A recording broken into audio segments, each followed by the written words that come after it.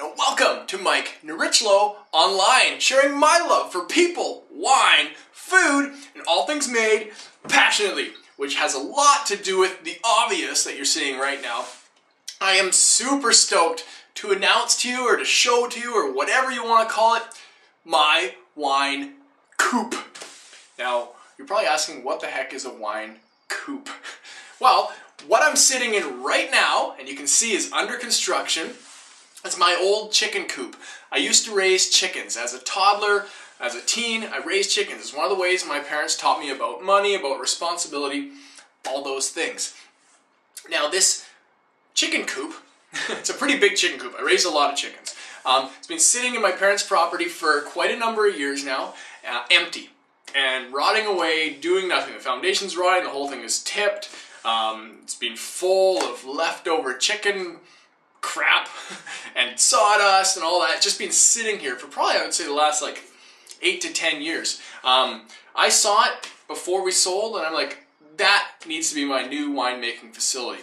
So for those of you who didn't realize, off camera back in the wine garage, myself and my brother-in-law Michael Ratchin have been making wine for quite a number of years, exploring that side of the wine world. And for those of you who haven't checked it out, click straight up above you here to the link, The Wine Adventures of Mike and Mike. It's going to give you a background kind of history of what we've been up to as far as making wine for the last few years, kind of the things we've gone through. As well, I've got a new post up there for you to check out the progress of the wine coop so far.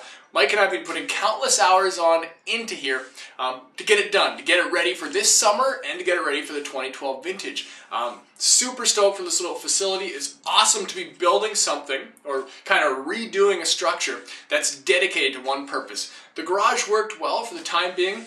Our production has grown, so it's nice to have a dedicated facility where we're kind of designing exactly to our needs. You can see behind me a room here. You'll see the old door that was in the wine garage will be mounted behind me there. That's going to be our room. It's going to be temperature controlled, but over there we're going to have stainless sinks. It's going to be a great little facility. I'm super stoked to finish it up. So, as I film the next few episodes, you're going to see a lot of progress happening here. And again, I don't know if I mentioned it already, I'll tell you again. Check out the Wine Adventures of Mike and Mike. I've got a great little slideshow for you for the progress thus far getting to this point. We've gone through a lot of cleanup. Trust me, it's an old chicken coop. You got to clean it up really well to make wine in it. So we're just super stoked for this facility, and I'm so stoked to tell you about it. The wine garage was great. This, to me, is even more exciting. I'm so stoked to continue doing the show from here. Some great interviews will happen here. We'll be talking to you a little bit more about the background of wine, making wine, be able to show you more with that. Again, a lot of that will be included in the Wine Adventures of Mike and Mike. Right now, we're in kind of history mode of the Wine Adventures of Mike and Mike, and it'll catch up to present, and you'll be able to see what we're up to. Anyway, enough about this. I could talk to you about this for hours. I'm so stoked to be continuing to work on this. I'm so stoked to be sharing it with all of you out there. So, as the first wine we get to taste in the wine coop, we're going to try some wine from Spain. Now, this is a wine I've tried before. I don't often necessarily do that on the show, but I was super stoked at the value in this wine. And it's a small lot wine in an old estate-grown grapes. They're old vines in Spain, and what they're doing here, let me quickly get this out for you. Beslam, sorry, this is the 2008 Beslam. Let you have a look at the bottle. If you can find this, I found this just at the big BCL government liquor store. It is a worthwhile buy, 20 bucks. Anyway, where was I? Beslam is produced from estate-grown grapes that are grown on old vines with a very low yield, less than 1 ton per acre. Now, that's what got me excited about this wine, that among other things.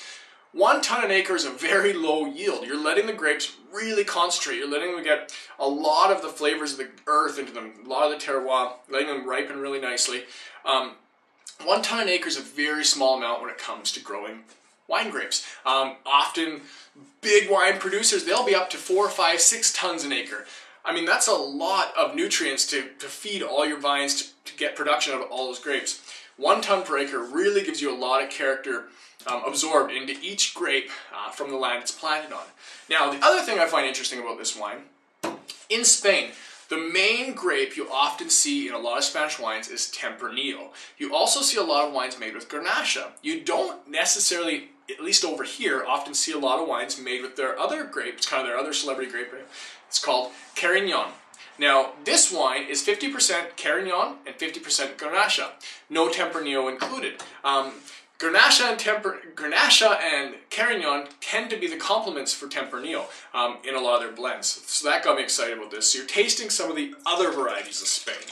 So, old vines, low yields, and different grape varieties. Again, I'm really excited to show you more wines that get me going, that get me excited.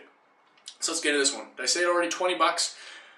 Not necessarily a cheap wine, but I love the value of this wine. Let's get into it. Okay. This is what hooked me right away last time. The nose of this wine.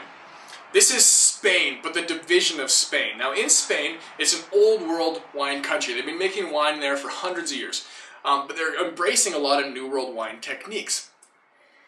So what I love about this wine is it gives you that really nice New World kind of fruit-forward, juicy style of wine. It's a very juicy wine. You can see through the glass. I love that. On the nose, you get a lot of really bright cherries, red currants, fresh kind of vine berries, almost raspberry, strawberry. Now, beside that, it embraces a real neat, like, earthiness, kind of something rustic. A lot of barnyard meets something floral, a lot of herbal characters, some dirt. Things like that, almost like a dank or damp cellar aroma. Old world wine aromas, I really like that. I could keep talking about the nose on this wine forever. It just keeps going. It's got so many things, like tobacco leaf on it too. It's got a lot of character.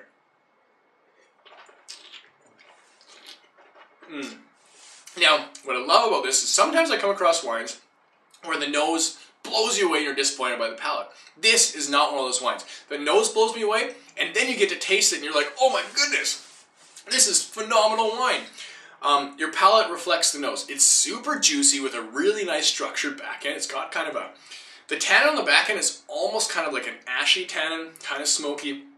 Up front, it's super juicy. This is a food-friendly wine. It drinks nice on its own, but with food, with your fatty cheeses, your big pieces of meat. Lamb would be exceptional with this wine.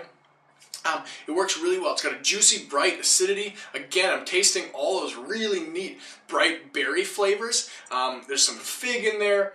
It's herbaceous. There's a lot of herbal flavors. It's kind of got a spice to it, some pepper. This, to me, is a really good value wine. For 20 bucks, I think this wine should be selling for somewhere between $30 and $40, to be completely honest. I like it. That's what I would expect to pay for it if I was tasting it blind somewhere. So this wine blows me away. I've been buying lots of it. Look for it. Have a look at the bottle there again. Besselam 2008. Really nice wine from Spain. I hope you enjoy this. I've been so stoked to release this episode. I think you can tell we're in the wine coop. There's more to come from the wine coop. I'm so stoked for the future of this place, future of the show. Keep watching. You don't get much more depretentious than turning an old chicken coop into a winery. So, wine! Depretentious, and we'll see all of you on the next episode.